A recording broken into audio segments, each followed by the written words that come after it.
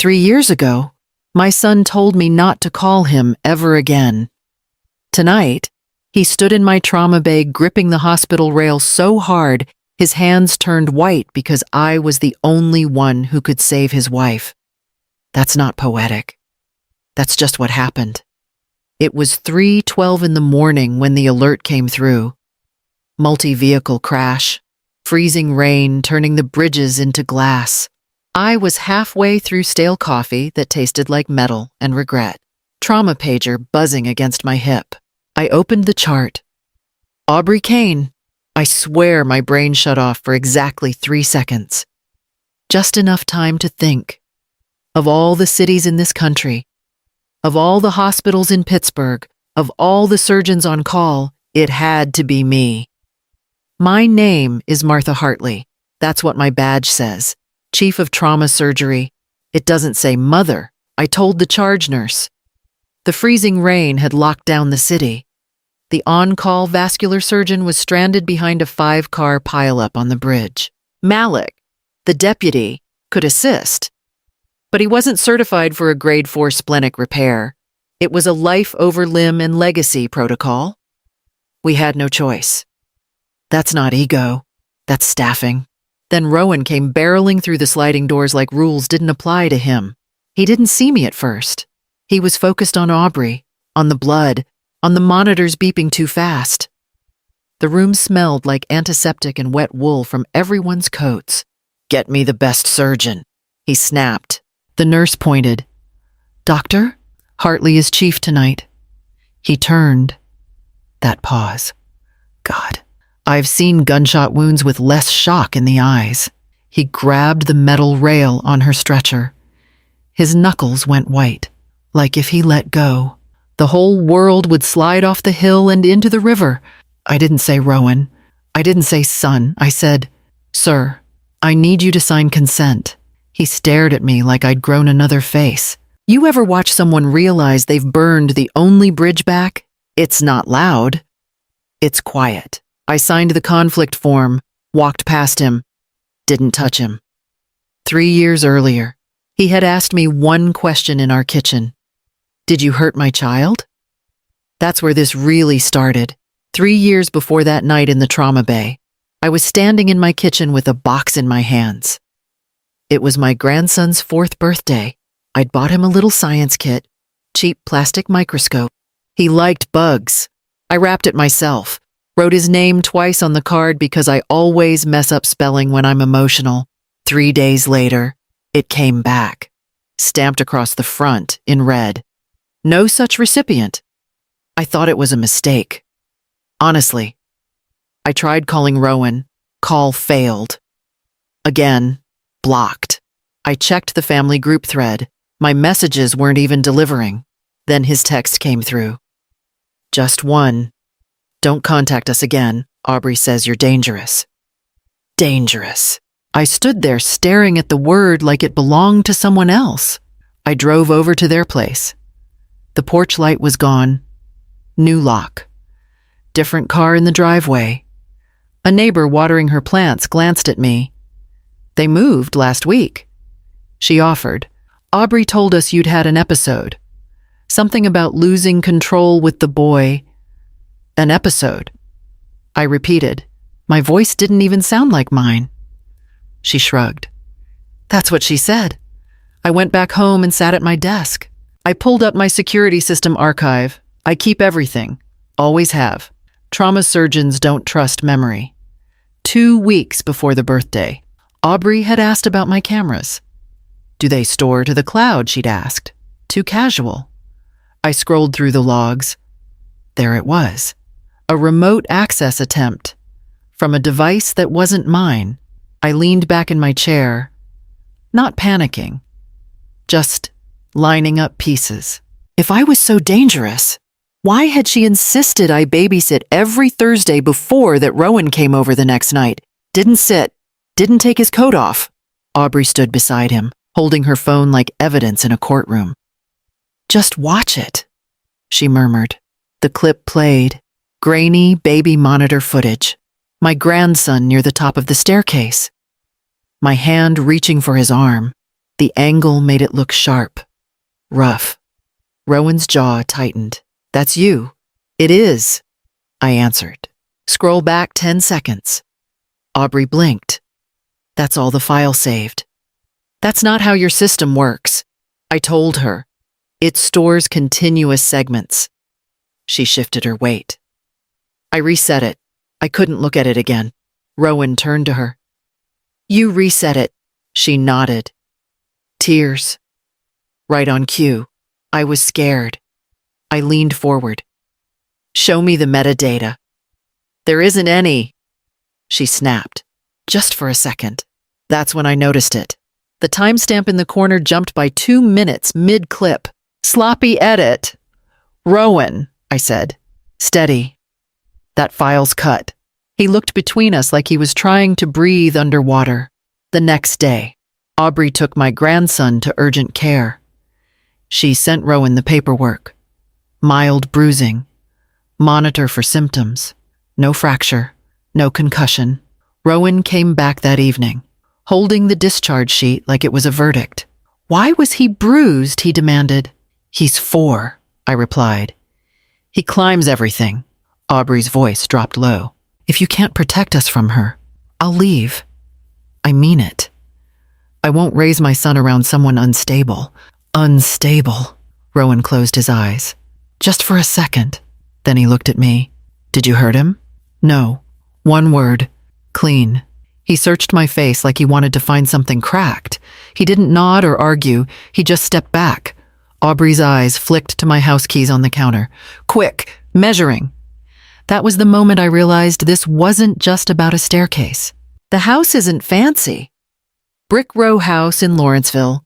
Paid off 15 years ago. Every overtime shift. Every holiday I missed went into those walls. It was the only thing I planned to leave Rowan. I had a trust drafted. Simple structure. He inherits it outright. But he can't sell for 10 years. Not to control him. To protect him. I've watched too many families burn through property for quick cash. Aubrey found out about the clause the week before the video. "How long are you planning to keep him on a leash?" she asked me once, smiling thinly. "It's not a leash," I told her. "It's a safeguard." She laughed. That's what controlling people call it. A month later, I learned through a colleague's husband, small city, small circles, that Aubrey's wellness startup was collapsing. Investors pulling out. Debt creeping past $200,000. When Rowan came to confront me after the urgent care visit, he didn't just sound angry. He sounded rehearsed. "You don't trust me," he accused. "I do. You built in restrictions because you think I'll fail. That clause protects you." He shook his head. "Aubrey's right. You don't want me independent. You want leverage." Leverage. That wasn't his word. He repeated it again. Same tone, same phrasing. "You still own the house, Mom. You still own me." I stared at him, realizing then that this wasn't just about a staircase or bruises. It was about control. It was about who held the future. I did consider suing. That's the part people assume I skipped. I didn't. I sat in a small downtown office across from a family attorney named Carl, late 50s, tired eyes. He skimmed the notes I brought, timestamps, access logs. My version of events. "You don't have the original footage." He told me flatly. "They reset the system." He nodded once. "Then this becomes testimony, your word versus Aubrey's." And Rowan Carl leaned back. "If you push this, he'll be subpoenaed. It becomes mother against wife. Public record. Depositions." Ugly. I sat there, listening to the hum of the fluorescent lights. I could win parts of it. Maybe. But at what cost? "You're a respected surgeon," he added. "Even an accusation of child endangerment being litigated could follow you." "I know." He folded his hands. "So what do you want?" I pictured Rowan in a courtroom, forced to choose out loud. "I'm not dragging my son into court to prove I'm not a monster." Carl didn't argue. He just closed the file. I walked out without signing. Weak, maybe. Or maybe I was choosing the battlefield, preparing in private rather than fighting in public. That week, I restructured the trust. Tighter protections. Clearer language. No loopholes. If I wasn't fighting in public, I was preparing in private. Year 1 was quiet, not peaceful, just empty. Blocked numbers. Returned mail. I stopped driving past their old street. That kind of behavior makes you look unstable. And I wasn't giving anyone that gift. Rowan didn't call. Not once. Year 2.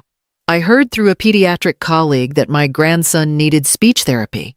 Insurance wasn't covering everything. I approved a foundation grant under a general review board. No name attached. Just approved. The finance director glanced at me in a meeting. "You're unusually generous with this file." "It meets criteria," I replied. It did. Rowan never knew. Or maybe he did and didn't want to. Year 3. Word got back to me that Aubrey was pushing him to challenge the trust. Contest the clause. Claim coercion. A mutual acquaintance mentioned. Rowan looked exhausted. He keeps saying his mother set him up to fail. She told me over coffee. That wasn't his sentence, that was hers. I kept one drawer in my desk. Letters I wrote and never mailed. Updates. Apologies I didn't owe. Things I'd never say out loud. I never crossed that line. Then hospital finance flagged something during audit review. Patterned billing, they called it. Repeated insurance claims tied to Aubrey's name. I didn't dig. Not yet. 3 winters passed quietly.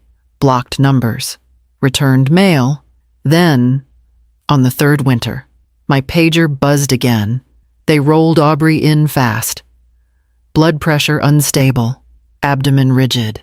One of the residents looked at me and didn't bother softening it. Possible splenic rupture. We're seeing internal bleed. Liver involvement not ruled out. I nodded. Type and cross.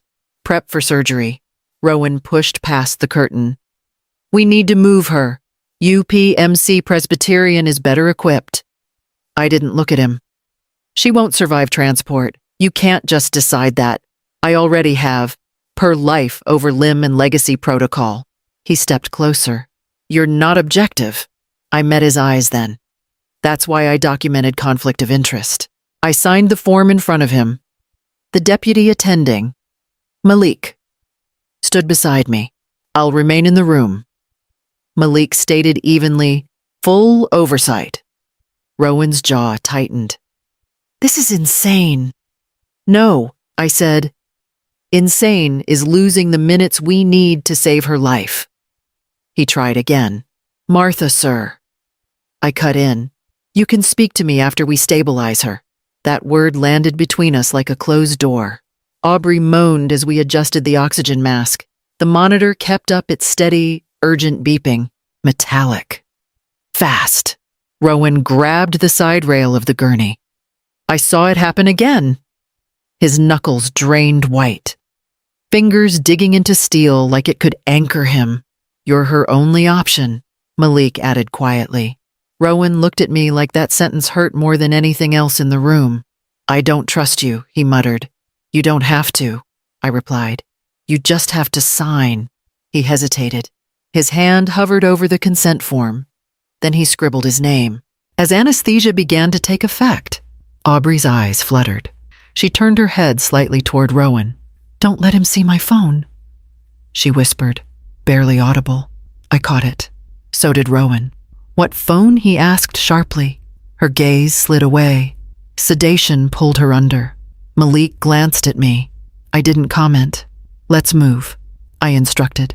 Rowan stepped back as we wheeled her toward the operating room. He didn't follow. He just stood there, gripping the empty rail long after the stretcher was gone. For a second, I almost stopped, almost said something human, something soft. I didn't. Procedure first. Always procedure first. The operating room always smells the same. Cold metal, the sharp tang of iodine, and the electric hum of focus. I scrubbed in without thinking, my mind entering that familiar, sterile vacuum where I am no longer a mother, only a set of hands. Malik stood across from me, his eyes steady over his mask. He was my oversight, my witness, and tonight, my shield against the inevitable questions of ethics. Vitals, I asked, holding my hand out. The scalpel met my palm like an old friend. Pressure's bottoming out. We're losing her, Chief. The anesthesiologist noted. Not on my watch, I muttered. Once the first incision is made, the past 3 years don't exist. I don't see the woman who called me dangerous. I see a grade 4 splenic rupture. I see the liver involvement we suspected. It was a mess of internal hemorrhaging. A puzzle of torn tissue and pulsing blood. My hands didn't shake. They never do. We clamped, we suctioned, and we sutured. It wasn't elegant, but it was functional. Pressure stabilizing. Malik whispered after an hour. Nice save. Martha, close her up, I instructed. Stepping back. My back ached. A reminder of my 60-some years. But the adrenaline kept the exhaustion at bay. Outside the OR, however, a different kind of surgery was beginning. While I was washing the blood from my arms, Rowan was in the post-op recovery unit. The paramedics had left Aubrey's personal effects in a plastic bag on the chair.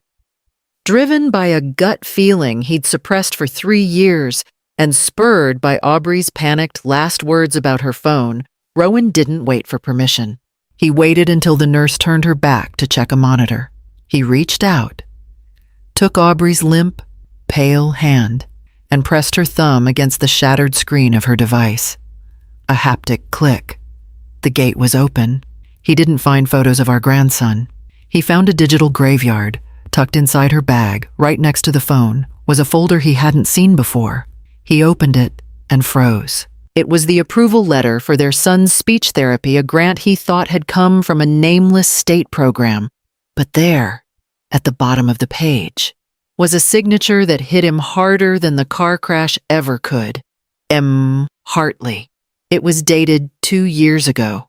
I had been funding his son's voice while he was using his own to call me a monster. I watched him from the observation window as I dried my hands. He was sitting in a plastic chair, the shattered phone glowing like a coal in his palm. He looked at the screen, then at the folder, then back at the phone. He looked like a man realizing he'd been standing in a burning house for 3 years, thanking the arsonist for the warmth. The surgery was a success. But as I watched Rowan's face crumble in the clinical light, I knew the real trauma was only just beginning. I wasn't with Rowan when he found the truth. I was finishing post-op notes. But I saw him later in the dim light of the waiting room, and I knew he didn't need a technician or a broken screen to tell him he'd been played. He sat alone with Aubrey's shattered phone glowing in his hand. He'd found a hidden cloud folder titled Relocation Strategy. Greater than Aubrey's voice filled his ears through his own headphones, clear, calm, and predatory. He'll believe whatever I tell him. Her voice whispered in the recording. Once the house clears, we refinance. I'm not staying in that neighborhood forever. Rowan didn't throw the phone. He didn't shout. He just sat there. And every play button he hit was a nail in the coffin of his marriage. Truth doesn't yell. Martha, it just stands there, recorded and undeniable. He walked toward the ICU, slower than I'd ever seen him move, looking like someone who'd just had a bone set without anesthesia. I saw him outside the ICU 20 minutes later. Shoulders tight, eyes red but dry. He went into Aubrey's room alone. I stayed in the hall. I don't hover. I don't eavesdrop. But hospital walls aren't thick. The next afternoon, when the sedation finally lifted, Aubrey's first instinct wasn't to ask about her surgery. She looked at Rowan, her voice a dry rasp. What did she tell you? She hissed. Rowan didn't even look at her. Nothing. Aubrey, I heard your own voice on the recordings. I heard you call my mother a leash. The silence that followed was the heaviest thing in the room.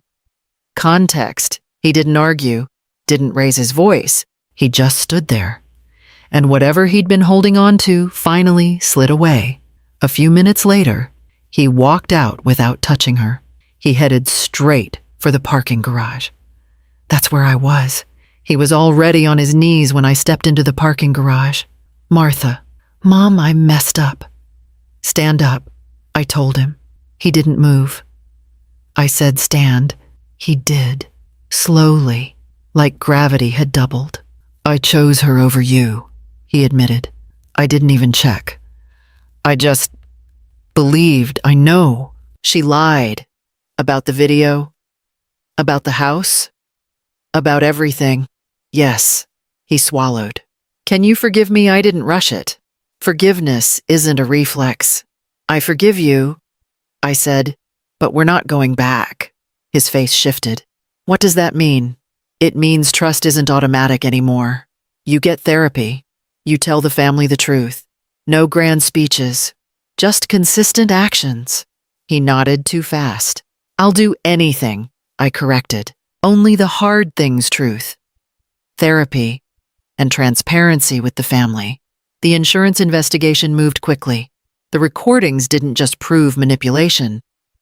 They tied into falsified claims, patterned billing, exaggerated injury reports, enough to open a fraud inquiry. Rowan filed for separation within the month. Aubrey didn't get the house. The trust held, 10-year clause intact. I set up a small pediatric trauma fund in my grandson's name. Not dramatic, not performative, just steady money for kids who need help. Love doesn't require surrender. Before I got into my car, Rowan called out, "Can we try again?" I paused. "Maybe," I answered, slowly. "Here's the thing I learned. And I mean this, boundaries aren't punishments. They're protection. If you've ever had to choose between being right and being whole, you know it's not clean, it's not noble, it's messy. Sometimes you let people fall so they understand gravity. If this story hit somewhere close to home for you, stick around. Comment if you've ever had to redraw a line you thought would last forever. I got into the car, sat there a second. The door wasn't closed, but it wasn't wide open either.